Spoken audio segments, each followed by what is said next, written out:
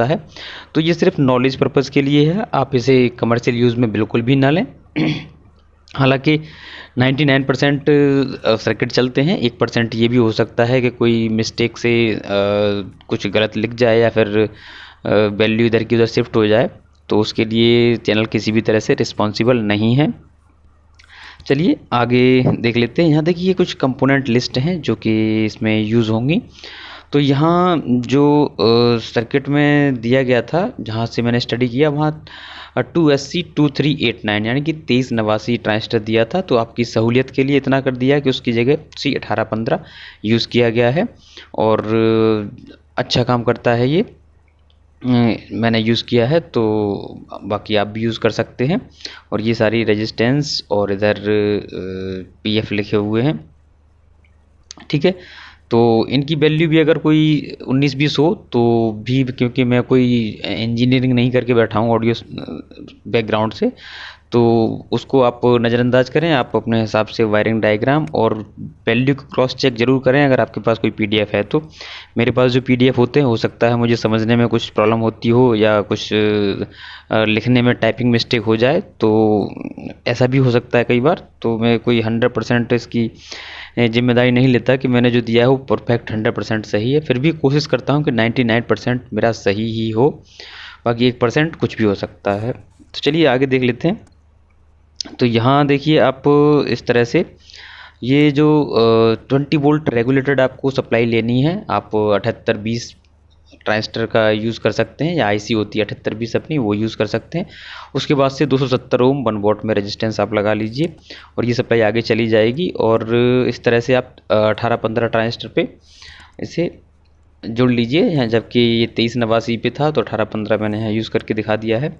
तो यहाँ उसके तो देखिए इस तरह से सेम कॉन्फ़िगरेशन है, एमीटर कलेक्टर बेस। तो यहाँ देखिए एमीटर इधर हो जाएगा, कलेक्टर इधर हो जाएगा और बेस यहाँ हो जाएगा। तो चलिए हम इसके कुछ पॉइंट्स कनेक्ट कर लेते हैं। अब देखिए यहाँ पे ये बेस पे जब आप डालते हैं तो यहाँ 0.7 वोल्ट जहाँ तक होता है वहाँ तक चेक कर लीजिए। और कभी भी आप कोई भी सर्किट टेस्ट करते हैं हाई वोल्टेज वाला, तो सबसे पहले उसे लो वोल्टेज पे टेस्ट करके देखें तो आसानी होगी, क्योंकि कोई भी प्रॉब्लम अगर होती है, कोई शॉर्टिंग होती है, तो लो वोल्ट पे आपको इतना ज़्यादा परेशानी नहीं होगी, आपके कंपोनेंट इतने ज़्यादा वर्न आउट नहीं होंगे, तो आपका लॉस भी कम होगा, ठीक है।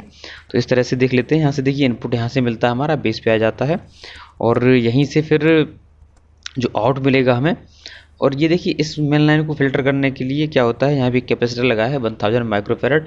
अब यहाँ 20 वोल्ट की लाइन है, तो आप यहाँ 25 वोल्ट से 50 वोल्ट, 25 वोल्ट तो ना ही लगाएं, आप 50 वोल्ट भी लगाएं तो सही रहेगा। 35 वोल्ट में मिलेगा तो भी लगा सकते हैं। और यहाँ पे देखिए 2.2 माइक्रोफेरेड, यहाँ आप 16 से 25 वोल्ट लगा सकते हैं, ठीक है। तो ये हो जाएगा इस तरह से। और यहीं से जो आउट निकलेगा हमारा, वही बेस और ट्रेबल के लिए चला जाता है। बेस के लिए आपको जो 100K का लीनियर टाइप का पोटेंशियोमीटर है वो यूज़ करना है, और ऐसा ही यहाँ ट्रेबल के लिए भी आपको यूज़ करना है। और 102 का PF आपको यूज़ करना है उससे पहले, जिस तरह से यहाँ दिखाया गया है, ये ट्रेबल का है। और बेस में क्या होता है, फर्स्ट पिन और लास्ट पिन पे आपको एक PF यूज़ करना है, 333 नंबर रहेगा जिसका, ठीक है। तो ये हो जाता है। और इन दोनों की लाइंस के साथ में एक रेजिस्टेंस जुड़ी रहती है, मिडल वाली लाइन के साथ में 68K रहेगी हमारी, जो बेस की साइड से आएगी उसकी, और 5K6 यानी 5.6K की रहेगी, ट्रेवल से आती है उस साइड में। अब ये दोनों आपस में जुड़ जाती हैं, ठीक है, ये इस तरह से जुड़ जाती हैं।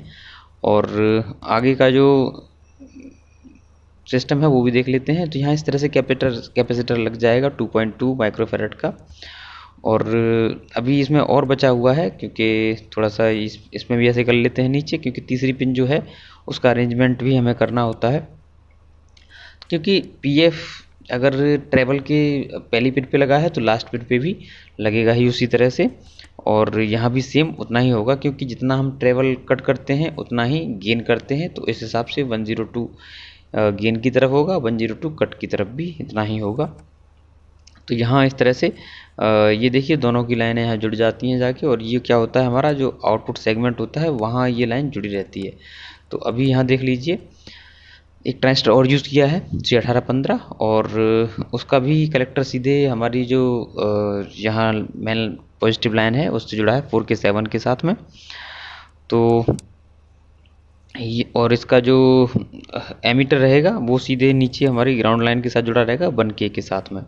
अब बचता है इसका बेस, तो उसका भी हम कर लेंगे। और यहाँ लेकिन क्या है कि इस रेजिस्टेंस के साथ में कुछ अरेंजमेंट किया है कैपेसिटर का। तो वो कैपेसिटर 220 माइक्रोफेराड है, और आप इसे वही 16 वोल्ट या सॉरी यहाँ 20 वोल्ट की लाइन है तो आप 25 वोल्ट ही लगाएं। 16 वोल्ट पे जाए ना कर तो सकता है काम, लेकिन आप 25 वोल्ट ही लगाएं, ठीक है। तो इस तरह से ये इसके साथ में जुड़ा रहेगा, ठीक है। तो अब बेस का देख लेते हैं। देखिए बेस पे क्या है कि यहाँ भी वही जो पहले वाला अरेंजमेंट किया था हमने वही यहाँ पे सेम होगा 0.7 वोल्ट के लिए। तो इस तरह से यहाँ हम जोड़ देते हैं। यहाँ 270 के और 47 के की दो रेजिस्टेंस लगी हैं, जबकि पहले वाले में 330 के की रेजिस्टेंस लगी हुई थी। यहाँ हमारी एमीटर के साथ 4K7 लगी हुई है, जबकि यहाँ कलेक्टर के साथ 4K7 लगी हुई है, ठीक है। तो ये हो गया। अब देखिए यहाँ से क्या होगा, इस कैपेसिटर का जो था वो बेस पे आ जाएगा। तो यहाँ से ना दे के हमने यहाँ से दे दिया है, क्योंकि एक ही लाइन है तो आप कहीं से भी दे सकते हैं। और इसी के साथ ही इसका जो बेस है, बेस के साथ में एक PF लगा रहेगा 271 का। और ये देखिए यहाँ क्या होगा, बेस और कलेक्टर के बीच में 271 का PF लगा होता है। आपने अभी तक इतने सारे सर्किट देखे होंगे तो समझ ही गए होंगे कि बेस और कलेक्टर के बीच में एक हम PF लगाते हैं। अब ये वैल्यू डिफरेंट टाइप की हो सकती है। एम्पलीफायर में अगर हम यूज़ करते हैं तो वहाँ 471 लगता है ज़्यादातर, यहाँ 271 लगा हुआ है। चलिए आगे देख लेते हैं। अब इसमें से जो ये निकलेगा कलेक्टर से ही जो हमें मिलता है आउट, तो वो चला जाता है हमारा देखिए सीधे एक कैपेसिटर पे।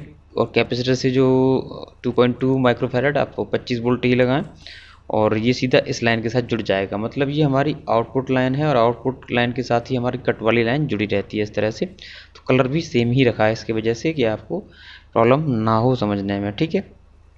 तो यहाँ इस तरह से जुड़ जाती है ये। अब इसका जो आउटपुट हमें मिलेगा वो देख लेते हैं एक बार। तो देखिए यहाँ भी एक 104 का PF लगा हुआ है, जो कि अक्रॉस कर दिया है दोनों में, क्योंकि जो हमारी रेजिस्टेंस लगी है उसके बाद एक यहाँ PF लगा दिया गया है। तो जो लाइन में डिस्टॉर्शन या कुछ भी हमिंग टाइप की हो तो यहाँ हमारी फ़िल्टर हो जाती है और एबनॉर्मल नॉइजेस हट जाती हैं। तो यहाँ देखिए कलेक्टर से ही हमें आउट मिलता है, जैसा कि हमने बताया था अभी आउटपुट हमारी कट वाली लाइन से जुड़ी हुई होती है। तो यहाँ से हमें आउटपुट मिलेगी और सीधी एक कैपेसिटर से होती हुई आगे चली जाएगी। 2.2 माइक्रोफेराड का कैपेसिटर है। वोल्टेज में कई बार पीछे भी बता चुका हूँ, आप उसी तरह से रखें। फर्स्ट पिन पे चली जाती है ये मास्टर वॉल्यूम की। यहाँ मास्टर वॉल्यूम है जो कि लॉक टाइप है 10 के, और मिडिल पिन है वो हमारी रेफरेंस होती है, लास्ट पिन हमारी ग्राउंड होती है, जैसा कि यहाँ जोड़ दिया है, ठीक है। तो ये देखिए मिडिल पिन हमारी आउटपुट बन जाती है। अब जो भी यहाँ से आप बेस और ट्रेबल को कंट्रोल करेंगे तो ये मास्टर पे आ जाएगी। मास्टर को अगर आप पूरा क्लोज रखेंगे तो आगे कोई भी सिग्नल नहीं जाएगा। मास्टर को जितना खोलेंगे तो यहाँ फ्रीक्वेंसी मिक्स होके इस पे आएगी और इसके बाद आगे फॉरवर्ड हो जाएगी, ठीक है। तो ये आउटपुट यहाँ इस तरह से लिख दिया है। तो उम्मीद है ये आपको सर्किट समझ आ गया होगा। टेस्टिंग वीडियो पड़ा ही हुआ है तो आप बना सकते हैं, और टेस्टिंग आप अपने एंड पे कीजिएगा, क्योंकि मुझे अगर टाइम मिलता है तो मैं कर देता हूँ किसी की टेस्टिंग। अगर नहीं हो पाती है तो आप सजेशंस दे सकते हैं कि कोई वैल्यू अगर अप डाउन होती है तो। बाकी बहुत से ज्ञानी लोग हैं कि वो ये समझते हैं कि उनका ही एकाधिकार है सर्किटों पे, या वो ही जानते हैं, कुछ एक सर्किट रट लिए, उसके अलावा बस उन्हीं पे कमेंट करना है। बाकी चैनल पे हज़ारों सर्किट पड़े हुए हैं, हज़ारों तो नहीं होंगे, 100-200 वीडियो डाले हैं मैंने। बाकी स्टडी तो काफ़ी किए होंगे मैंने, हज़ारों कर चुका होऊंगा, छोटे बड़े से लेके कोई भी सर्किट हो सकता है आपका। वो ज़रूरी नहीं है एम्पलीफायर का सिर्फ एम्पलीफिकेशन सेक्शन का ही हो, वो आपकी डीसी के लिए भी हो सकता है, और BU मीटर से लेके किसी भी तरह की सर्किट हो। तो एक एम्पलीफायर में कई मिला के कम से कम 6-7-8 सर्किट हो सकते हैं जो काम करते हैं। ज़रूरी नहीं है सारे एम्पलीफायर की सर्किट हों, उसमें कुछ DC सर्किट भी होते हैं। तो ये हो गया। चलिए तो मिलते हैं किसी अगली वीडियो में। उम्मीद है ये वीडियो आपको हेल्प करेगा।